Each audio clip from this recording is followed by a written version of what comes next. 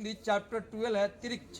पहला क्वेश्चन है उदय प्रकाश का कब जन्म हुआ था? 1952 में।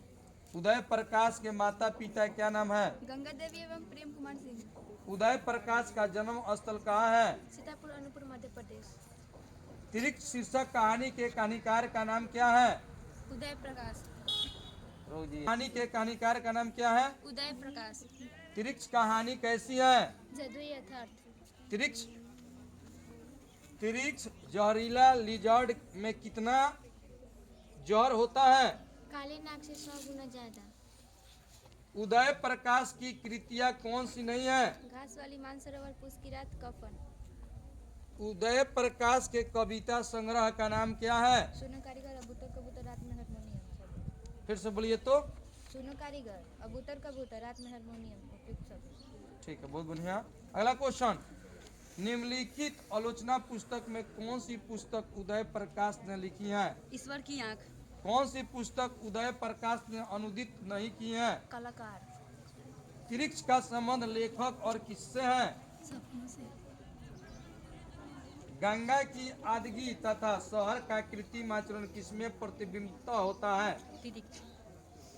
प्रेस ट्रस्ट ऑफ इंडिया के टेलीविजन विभाग में विचार और पटकथा के प्रमुख कौन रहे हैं? उदय प्रकाश ने। किनका साहित्य तत्व और कथ्य पर विलुप्त विस्तार लिए हैं? उदय प्रकाश। मलय द्वारा लिखित त्रैदय के दुख क्या है? कहानी। लाल घास पर नीले घोड़ा का अनुवाद किसने किया? उदय प्रकाश ने। शहर के प्रति जो जन्मजात भय होता है उसे किस कहानी में विवेचना किया गया है? तिरिक्ष। लेखक के पिताजी कितने साल के थे तो उनको तिरिक्ष ने काट लिया था? 55 साल। तिरिक्ष का विष के किससे सामना किया गया है? सांप के समान। सुनो कारगिल क्या है? कविता। सुनो कारीगर क्या है? कविता। पंडित राम अवतार ज्योतिषी के अलावा और क्या थे? वेद। एक दिन सुबह में जब टहलने निकले तो किनको तिरिक्ष ने काटा था? लेखक के पिता। गणेशवा मोची किनके बगल के गांव के रहने वाला मोची था? उदय प्रकाश। किस गाड़ी से उतरते समय लेखक के पिताजी को सिर में चक्कर आने लगा? ट्रैक्टर। बताइए अगला क्वेश्चन, लेखक के पिताजी ट्रैक्टर से उतरकर कहां जाने के लिए रवाना हुए? कचहरी के लिए। पंडित राम अवतार किस चीज के पीसकर पिलाने को कहा? धतूरे के। किनका कम बोलना हमेशा मुंह में तमाकुल भरा रहता था? लेखक के पिताजी। कहाँ के छोटे बड़े लड़कों ने लेखक के पिता पर पत्थर से मारा करते थे? कॉलोनी में। हाँ? कॉलोनी में कि कॉलोनी के? कॉलोनी के। तिरिक्ष काटने के लिए कब दौड़ता है? तिरिक्ष कहानी में मृत्यु का प्रतीक कौन है?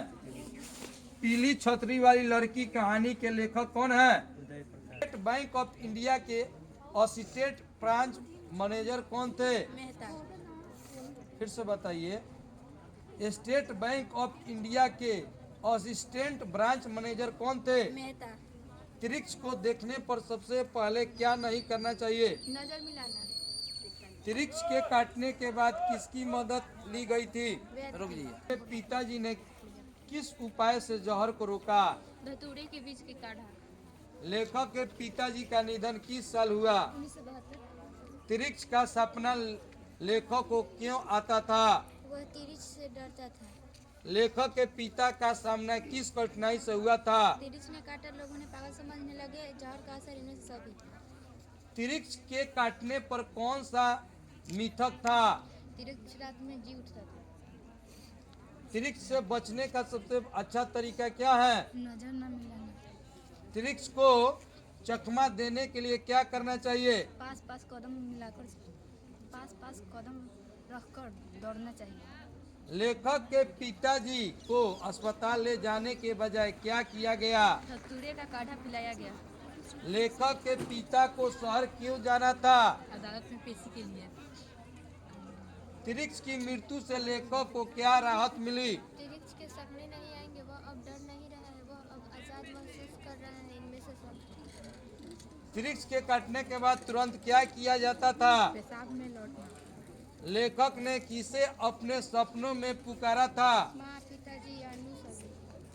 लेखक के पिता किस बीमारी से जूझ रहे थे? मानसिक मानसिक ठीक है, मानसिक मानसिक सदमा। सदमा और खून का बहाव। त्रिक्ष को किस चीज से जलना जरूरी है? आग। त्रिक्ष को किस चीज से जलाना जरूरी है? आग।